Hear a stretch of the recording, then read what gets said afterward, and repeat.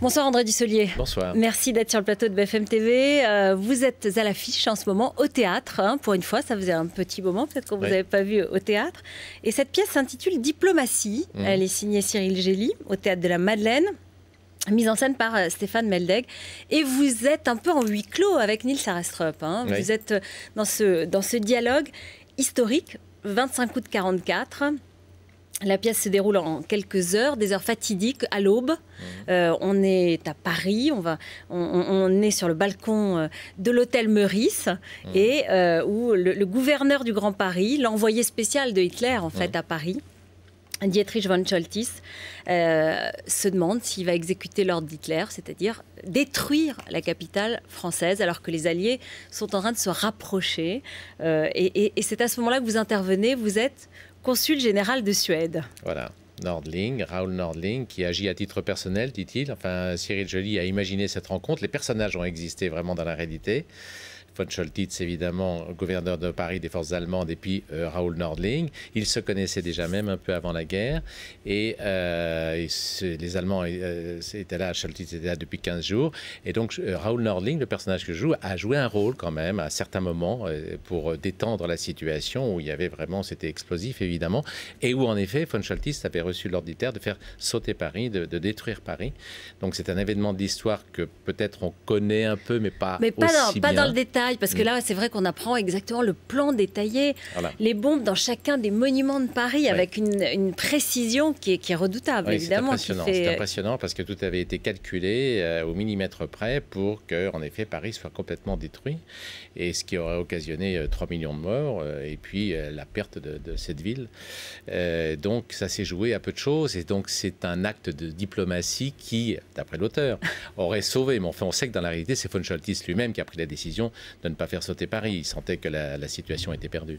Alors, ce que vous jouez, donc, c'est ce diplomate qui intervient donc en pleine nuit et qui va convaincre petit à petit, mais dans un dialogue avec rebondissement, puisque il est menacé, c'est un dialogue très dur, il y a une énorme tension. Je suis sûre que vous avez travaillé sur l'idée de qu'est-ce que c'est qu'un diplomate, Oui, bien sûr, un diplomate, ça m'a été inspiré aussi par le texte, mais évidemment, c'est amusant aujourd'hui de voir la réalité et la situation difficile qu'ont l'air de vivre les diplomates par rapport aux événements qu'on connaît aujourd'hui. Un diplomate, c'est quelqu'un qui doit bien connaître les arguments de l'autre pour pouvoir mieux les combattre. En effet, Raoul Nordling, qui connaissait bien von Choltitz, c'est là que la pièce est intéressante, c'est-à-dire qu'il n'y a pas les blancs et les noirs, c'est pas une partie d'échecs, chaque argument est recevable et compréhensible. On peut s'identifier tour à tour à von Choltitz qui a des arguments de militaire, qui doit obéir aux ordres, et puis on apprend des choses au fur et à mesure de cette pièce, c'est-à-dire que lui aussi est coincé. Il peut avoir les ordres auxquels il doit obéir, mais il a aussi ses réactions d'homme. Il y a un débat aussi à l'intérieur de lui-même. C'est pas simple. On a des fonctions dans la vie, et puis on a aussi ses états d'âme, ses pensées, ses réflexions. Et c'est là-dessus que joue le diplomate, justement. Voilà. C'est là-dessus qu'il travaille un peu, qu'il met un peu le doute, qu'il sème un peu le doute, qu'il joue avec une partie d'échecs, évidemment. On sent à chaque moment, c'est pas seulement les arguments qui sont avancés par l'un et par l'autre qui jouent, mais c'est l'attitude de l'un et de l'autre, c'est la faiblesse, la fragilité. C'est-à-dire que vraiment, un diplomate use de toutes les armes. S'il y a une photo sur le bureau des enfants de von Choltitz, je vais m'en servir, évidemment. Il y a des diversions, il y a l'humour, il y a tout qui peut rentrer en jeu, toutes les armes. Et on va voir au bout de la pièce que, évidemment, c'est un jeu entre la vérité et le mensonge que manie le diplomate pour arriver à ses fins. On a beaucoup de sympathie pour ce diplomate. On va regarder un extrait tout de suite de la pièce, parce qu'il fait effectivement intervenir tous les arguments, et en même temps, il est du côté du bien, mais c'est pas si simple. On va regarder tout de suite, c'est vers la fin. On est à un moment clé, évidemment, de ce dialogue. Dans un instant, je vais ordonner la destruction de Paris, et Paris explosera, quoi que vous fassiez. Et en attendant, nous allons rester ensemble, et ensuite je vous conseillerais de quitter la ville au plus vite. Voilà, et il n'y a rien d'autre à dire.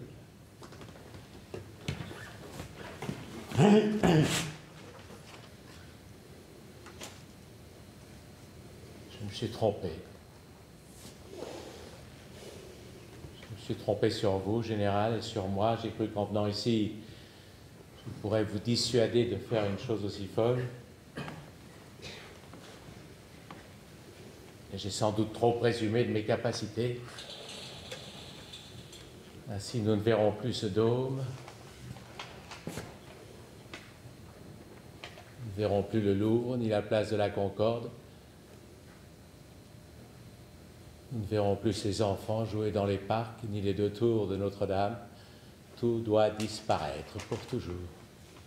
Voilà, et effectivement, il lui dit, mais vous voulez que votre nom soit associé à ce drame, alors qu'on pense que, évidemment, c'est l'envoyé spécial d'Hitler, il n'a pas de sentiment, et puis tout d'un coup, cette idée de l'associer à la destruction de Paris marche, ça fait le public mouche. est mis dans la complicité dès le départ, parce qu'on sent bien dans le début de la pièce que von Scholtitz est en train de se poser des questions et que c'est pas facile de passer à l'acte, mais qu'il est obligé en tant que militaire d'obéir aux ordres. Mais il y a un terreau déjà fertile un petit peu pour que le diplomate puisse semer la graine et le doute, évidemment, et approfondir ce doute. Bien sûr. Alors Nils Arestrup, lui, il joue de façon assez rugissante, il travaille un peu son accent, et vous, c'est tout en suavité. Il y a une grande opposition, évidemment, oui, bien sûr, qui est liée à nos personnages et aux personnages que nous jouons. C'est-à-dire, évidemment, Nils est plutôt dans l'obligation de faire exécuter les ordres. Et puis, il y a une sorte de combat intérieur qui fait qu'il se cramponne aussi à cette obligation-là. Mais on sent bien qu'il y a des failles possibles. Et puis, moi, je joue un petit peu de la nuance, de l'humour, de la légèreté. Et puis aussi de la réalité, de la profondeur, de la vérité. Enfin, voilà, toutes les armes sont... Et je pense qu'on suit ça un peu comme un suspense, comme une partie d'échecs. Quand vous avez vu qu'on critiquait beaucoup la ministre des Affaires étrangères, l'ambassadeur de France en Tunisie qui a dit quand même, un journaliste, c'est une question débile, et qui est en photo sur un site internet en maillot de bain. Est-ce que vous vous êtes dit, dis donc, la diplomatie a bien changé? Je crois que lui-même, j'ai lu ça quelque part, qu'il voulait justement que la diplomatie soit différente et qu'il voulait, je crois qu'il a pris un exemple pour montrer que c'était autre chose. C'est un homme de terrain, visiblement, mais là, dans une période aussi, comment dire, explosive, oui. Explosive que celle que nous vivons, c'est évidemment extrêmement difficile pour un diplomate d'assumer la situation d'hier et puis de faire face à la situation d'aujourd'hui. Donc il faut être encore plus prudent, évidemment, dans la relation qu'on a avec un peuple qui se révèle, qui révèle une envie démocratique très forte. Et donc, voilà, il faut assumer l'attitude du passé, et face à une situation présente, c'est pas simple. Et donc, c'est vrai qu'un diplomate... Et il faut avoir pas mal d'expérience, on va dire ça comme ça, quoi. Ah bon, et vous l'avez, on dirait que vous l'avez dans ces cas-là. J'ai vu aussi que vous vouliez, au début de votre carrière, jouer des rôles physiques. Vous vouliez, que vous entriez dans ce métier d'acteur pourquoi? Pour jouer James Bond, mais c'est pas du tout ça finalement. Pas du tout. Ben non, je n'inspire pas du tout non, j'ai beaucoup pratiqué le sport et donc j'aimais bien les rôles de sportif et physique et actif, en effet.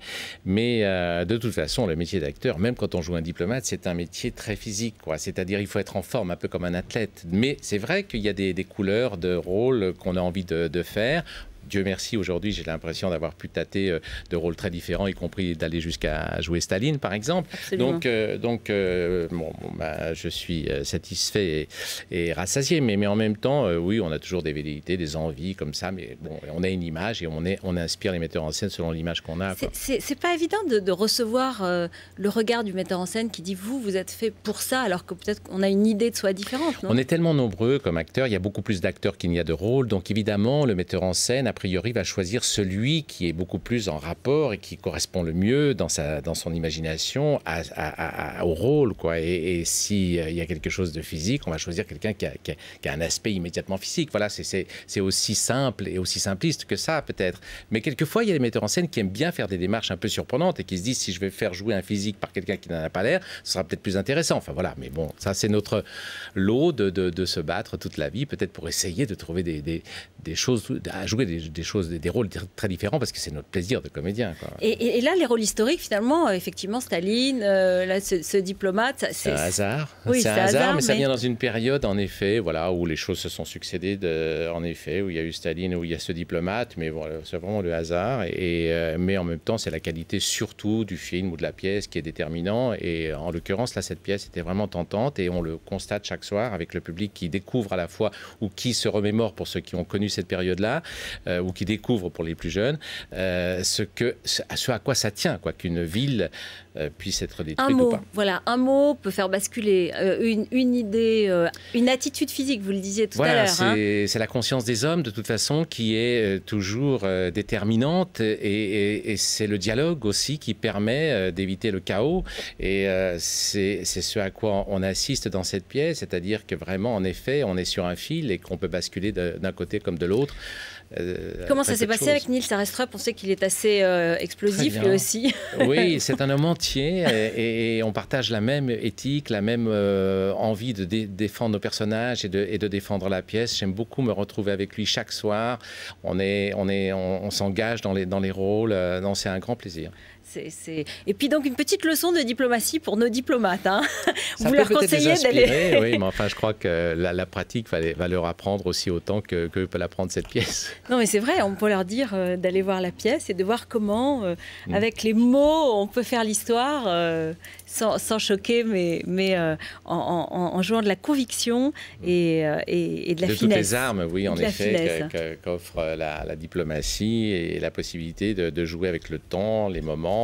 J'avais lu de Gasparov disant qu'une partie d'échecs, c'était très physique, c'était comme un match. Et c'est vrai, on n'a pas cette impression-là, mais donc on est attentif à toutes les réactions, à toutes les attitudes, les postures que prend l'adversaire ou le rival, et on joue avec tout ça, quoi, bien sûr.